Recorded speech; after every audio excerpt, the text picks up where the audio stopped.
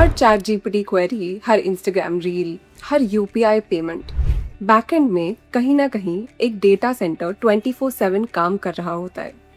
और शॉकिंग बात यह है कि इंडिया के data centre capacity next 5 to 6 years में 1 गीगावाट से बढ़कर 3 गीगावाट प्लस तक जा सकती है।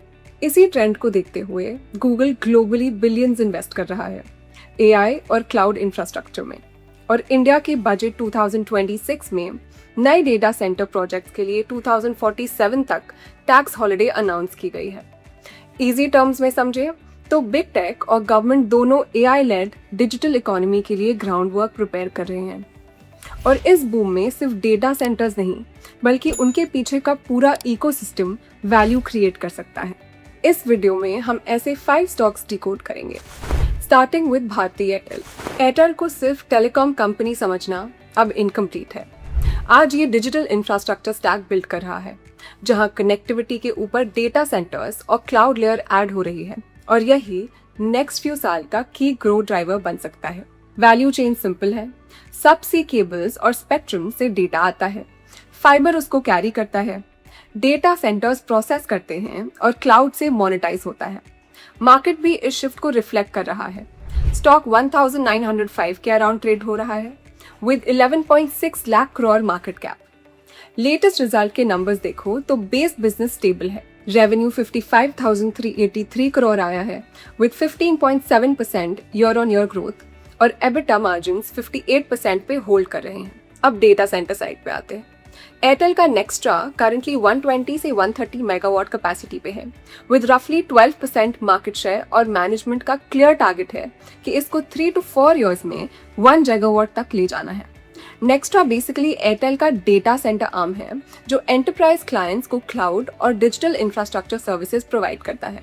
और अगर ये 1 गीगावाट स्केल अचीव हो जाता है तो कंपनी का मार्केट शेयर 25% तक पहुंच सकता है। सिर्फ स्केल नहीं, स्ट्रक्चर भी चेंज हो रहा है क्योंकि कंपनी फाइबर, सबसी केबल्स और data centres to data centre connectivity aggressively build कर रही है, जिससे एंटरप्राइज क्लाइंट्स को एंड टू एंड सोल्यूशन मिलता है। एयरटेल नेक्स्ट 18 to 24 मंथ्स में 56 एज डेटा सेंटर्स बिल्ड करने का प्लान कर रहा है जो एआई और लो लेटेंसी यूज केसेस को सपोर्ट करेंगे। इंटरेस्टिंगली नेक्स्ट्रा में $1 बिलियन एक्सटर्नल इन्वेस्टमेंट ऑलरेडी आ चुका है, मतलब बाहर के इन्वेस्टर्स भी इस ग्रोथ स्टोरी पर बेट कर रहे हैं। एज डेटा सेंटर्स का मतलब है छोटे डिस्ट्रीब्यूटेड डेटा सेंटर्स जो यूजर्स के पास लोकेटेड होते हैं। रिस्क साइड पे एग्जीक्यूशन सबसे क्रिटिकल है क्योंकि 1 गीगावाट कैपेसिटी और 50+ एचडीसीज बिल्ड करना मतलब लैंड, पावर और डिमांड। अगर डिमांड पे स्लो हुआ तो यूटिलाइजेशन प्रेशर आ सकता है।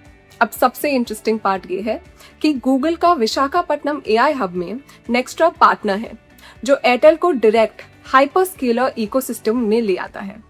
साथ ही अडानी कॉनेक्स भी है, मतलब ये स्पेस अब सीरियस स्केल ड्रिवन कंपटीशन बन चुका है। अब चलते हैं सेकंड कंपनी पे, HFCL लिमिटेड। HFCL को अगर आज भी सिर्फ एक ऑप्टिकल फाइबर केबल कंपनी समझ रहे हो तो पिक्चर इनकम्प्लीट है। ये क्वाइटली डेटा सेंटर और एआई इंफ्रा वैल्यू चेन का बैकएंड इनेबलर बन रहा है। इसका मेन बिजनेस फाइबर है, लेकिन रियल शिफ्ट ये है कि कंपनी हाइपर स्केलर डिमांड के हिसाब से हाई फाइबर काउंट और लो लेटेंसी केबल्स बना रही है। मार्केट भी इस शिफ्ट को ग्रेजुअली प्राइस कर रहा है। स्टॉक 148 के आसपास ट्रेड हो रहा है और मार्केट कैप 22,600 करोड़ के अराउंड है। एआई डेटा सेंटर्स में एक रैक के लिए 36 टाइम्स ज्यादा फाइबर लगता है और यही डिमांड प्राइसिंग पावर क्रिएट कर रही है। इसलिए ग्रोथ अब सिर्फ वॉल्यूम ड्रिवन नहीं है बल्कि रियलाइजेशंस इंप्रूव हो रहे हैं और मार्जिन्स स्ट्रक्चरली बेटर हो रहे हैं। डेटा सेंटर इंटरकनेक्ट सॉल्यूशंस का कंट्रीब्यूशन FY27 में 400 करोड़ एक्सपेक्टेड है, जो रफली 6 to 7% रेवेन्यू शेयर बनता है। एक्सपोर्ट शेयर भी 4% से जंप करके 41% तक पहुंच गया है, जो ग्लोबल हाइपरस्केलर डिमांड को रिफ्लेक्ट करता है। रीसेंट डेवलपमेंट ये है कि 19.3 मिलियन यानी 184 करोड़ के फ्रेश एक्सपोर्ट OFC ऑर्डर्स मिले हैं, जो अगस्त 2026 तक एग्जीक्यूट होंगे। और ये इंडिकेट करता है कि data centre led fibre demand strong बनी हुई है। साथ ही मैनेजमेंट क्लियरली हाईलाइट कर रहा है कि hyperscaler led AI infra demand की वजह से हाई फाइबर काउंट केबल्स और डेटा सेंटर इंटरकनेक्ट सॉल्यूशंस की डिमांड स्ट्रक्चरली इंप्रूव हो रही है। एक इम्पॉर्टेंट ट्रिगर ये है कि 10,000 प्लस करोड़ का long term global OFC order already secure है, जो मल्टी ईयर रेवेन्यू विजिबिलिटी देता है। रिस्क साइड पे एग्जीक्यूशन की है, क्योंकि कैपेसिटी अग्रेसिवली एक्सपैंड हो रही है, और अगर डिमांड पे स्लो हुआ तो यूटिलाइजेशन प्रेशर आ सकता है। अब चलते हैं थर्ड कंपनी पे, नेटवेब टेक्नोलॉजीज लिमिटेड। नेटवेब को समझने का राइट लेंस ये है कि ये इंडिया का हाई एंड कंप्यूटिंग और एआई इंफ्रास्ट्रक्चर बिल्डर है। जहां डेटा सेंटर बिल्ड होता है, वहां सर्वर्स, स्टोरेज और एआई कंप्यूट चाहिए होता है, और वही नेटवेब सप्लाई करता है। मार्केट भी इस पोजीशनिंग को रिफ्लेक्ट कर रहा है। स्टॉक 3,840 के अराउंड ट्रेड हो रहा है with 21,800 crore market cap. FY26 में कंपनी ने 21,836 करोड़ रेवेन्यू डिलीवर किया with 90% year on year growth, जो क्लियरली डिमांड इंटेंसिटी दिखाता है। लेकिन रियल शिफ्ट नंबर्स के पीछे है। एआई सिस्टम सेगमेंट 460% ग्रो हुआ और अब 43% रेवेन्यू कंट्रीब्यूट कर रहा है, जो बिजनेस मिक्स को फंडामेंटली चेंज कर रहा है। इसका मतलब सिंपल है कि नेटवेब अब HPC से मूव करके direct AI compute infra play बन रहा है। अगर वैल्यू चेन देखो तो नेटवेब डेटा सेंटर के अंदर वाला लेयर कंट्रोल करता है, मतलब कंप्यूट सर्वर्स, जीपीयू सिस्टम्स और स्टोरेज स्टैक, जो एक्चुअली एआई वर्कलोड्स रन करते हैं। यहाँ एक स्ट्रॉन्ग एज ये है कि कंपनी एनविडिया जैसे प्लेयर्स के साथ OEM पार्टनरशिप्स में लेटेस्ट जेन जीपीयू सिस्टम्स डिजाइन और मैन्युफैक्चर करती है। अब इंटरेस्टिंग लेयर ये है कि कंपनी ने रिसेंटली एक एडवांस्ड मैन्युफैक्चरिंग फैसिलिटी कमीशन की है, जहां लिक्विड कूल्ड एआई सिस्टम्स और डेंस जीपीयू रैक्स मैन्युफैक्चर होंगे, जो next gen AI data centres के लिए क्रिटिकल हैं। मैनेजमेंट का क्लियर व्यू है कि इंडिया का एआई इंफ्रा डिमांड साइकिल अभी अर्ली स्टेज में है और नेक्स्ट 18 to 24 मंथ्स तक स्ट्रॉन्ग मोमेंटम कंटिन्यू हो सकता है, क्योंकि गवर्नमेंट और एंटरप्राइजेस दोनों अग्रेसिवली कंप्यूट इंफ्रास्ट्रक्चर बिल्ड कर रहे हैं। रिस्क साइड पर डिपेंडेंसी एआई डिमांड पर हाई है, और अगर कैपेक्स साइकिल डिले हुआ तो ग्रोथ इम्पैक्ट हो सकता है। साथ ही हार्डवेयर मिक्स होने की वजह से मार्जिन्स पर प्राइसिंग प्रेशर भी आ सकता है। अब चलिए फोर्थ कंपनी पर आते हैं, और ये वो कूलिंग सिस्टम्स का पार्ट है जिसके बिना एआई और डेटा सेंटर का पूरा सेटअप एफिशिएंटली चल ही नहीं सकता। Aeroflex industries limited. Aeroflex industries stainless steel hoses और फ्लो सॉल्यूशंस मैन्युफैक्चर करता है, जो लिक्विड्स और गैसेस को सेफली ट्रांसफर करने का काम आते हैं। अब management gradually traditional industrial application से डेटा सेंटर लिक्विड कूलिंग पर फोकस शिफ्ट कर रहा है, driven by growing AI workloads. AI servers massive heat generate करते हैं, और एरोफ्लेक्स के स्किड और होज असेंबलीज कूलेंट फ्लो और लिक्विड ट्रांसफर मैनेज करके सर्वर्स को एफिशिएंटली रन करने में हेल्प करते हैं। कंपनी ने हाइडेयर इंजीनियरिंग अक्वायर किया, जो प्रिसिजन फिटिंग्स, कनेक्टर्स और फ्लो कंट्रोल कंपोनेंट्स मैन्युफैक्चर करती है। रैशनल स्ट्रेट फॉरवर्ड है। क्रिटिकल कंपोनेंट्स को इन हाउस इनकॉर्पोरेट करना, स्पेशली HVAC और डेटा सेंटर कूलिंग एप्लीकेशंस के लिए। FY26 में 617 स्किड असेंबलीज सेल हुई।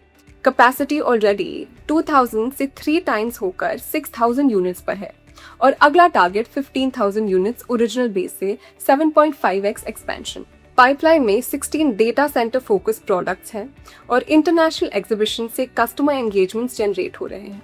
FY26 में 443 करोड़ रेवेन्यू रहा with 17% growth, while value added products total sales का 52% कंट्रीब्यूट कर रहे हैं, और स्किड असेंबलीज अभी 5% पर है। मैनेजमेंट FY27 में डेटा सेंटर कंट्रीब्यूशन 20 to 22% तक ले जाने की एक्सपेक्टेशन रख रही है। सबसे बड़ा वॉच पॉइंट एग्जीक्यूशन है, क्योंकि लिक्विड कूलिंग में कस्टमर्स ऑडिट और क्वालिफिकेशन साइकिल्स टाइम ले सकते हैं, while एक्सपोर्ट साइड पर टैरिफ और जियोपॉलिटिकल रिस्क अभी भी ओवरहैंग बन रहे हैं। एरोफ्लेक्स का अपसाइड अब एग्जीक्यूशन स्पीड और ऑर्डर कन्वर्जन पर डिपेंड करेगा। अब चलिए समझते हैं last company, Anantraj limited. AI boom में सब चिप्स और जीपीयूज की बात करते हैं, लेकिन एआई का डेटा स्टोर और प्रोसेस कहाँ होगा? यही अनंतराज का एंगल आता है, जो 488 के स्टॉक प्राइस पर ट्रेडिशनल रियल एस्टेट के साथ डेटा सेंटर और क्लाउड इंफ्रास्ट्रक्चर बिजनेस भी बिल्ड कर रहा है। Company server hosting infrastructure provide करती है और उसका cloud platform Ashok cloud enterprises को एप्लीकेशंस, डेटा और वर्कलोड स्टोर और मैनेज करने की सर्विसेज देता है। अब फोकस डेटा सेंटर्स पर है, जहां currently 28 megawatt operations IT load capacity है, 21 मेगावाट मानेसर में है और 7 मेगावाट पंचकुला में। ये सर्वर्स चलाने के लिए अवेलेबल एक्चुअल पावर होती है और मैनेजमेंट FY32 तक इसे 357 मेगावाट तक ले जाना चाहता है, विद 170 मेगावाट बाय FY28 और 50 megawatt MOU has already been signed in Andhra Pradesh. Spain-based AI solution provider Submer के साथ partnership liquid cooled AI ready data centers build करने के लिए है, specifically for high density workloads जहां conventional cooling काम नहीं आती। स्ट्रक्चरल एडवांटेज यहाँ 320 एकर्स का debt free Delhi NCR land bank है, क्योंकि डेटा सेंटर बिजनेस में लैंड और अप्रूवल खुद मेजर कॉस्ट और टाइम ड्राइवर्स होते हैं। FY26 में रेवेन्यू 2,512 करोड़, EBITDA 723 करोड़ और पैट 557 करोड़ रहा, while EBITDA margins 25.3% से इंप्रूव होकर 28% तक आ गए। गेयरिंग 0.12x और इंटरेस्ट कवरेज 44.75x, जो दिखाता है कि पूरा एक्सपेंशन रिलेटिवली क्लीन लेवरेज से एग्जीक्यूट हो सकता है।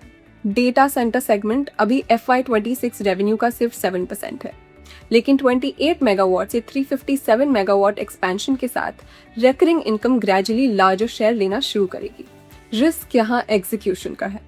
कैपेसिटी बनाना इजी है, प्रॉफिटेबल ऑक्यूपेंसी बनाना एक्चुअल चैलेंज है और majority projects Delhi NCR, Haryana, Andhra Pradesh और राजस्थान में कॉन्सेंट्रेटेड है। तो इन मार्केट्स में कोई भी एडवर्स मूवमेंट कलेक्शंस और रेंटल इनकम दोनों को इम्पैक्ट कर सकता है। इन कंक्लूजन, जैसा कि हमने देखा, डेटा सेंटर स्टोरी सिर्फ एक शॉर्ट ट्रेंड नहीं है, ये इंडिया के नेक्स्ट डिजिटल इंफ्रास्ट्रक्चर साइकिल का फाउंडेशन बन सकता है। और इस इकोनॉमी में विनर्स सिर्फ बिग टेक कंपनीज नहीं, बल्कि उनके बैकबोन बिजनेसेस भी हो सकते हैं। तो आपको इन 5 कंपनीज में सबसे इंटरेस्टिंग कौन सी लगी? कमेंट करके जरूर बताना। और अगर आपको ऐसे डीप डाइव बिजनेस ब्रेकडाउन्स पसंद है तो चैनल को सब्सक्राइब करना मत भूलना।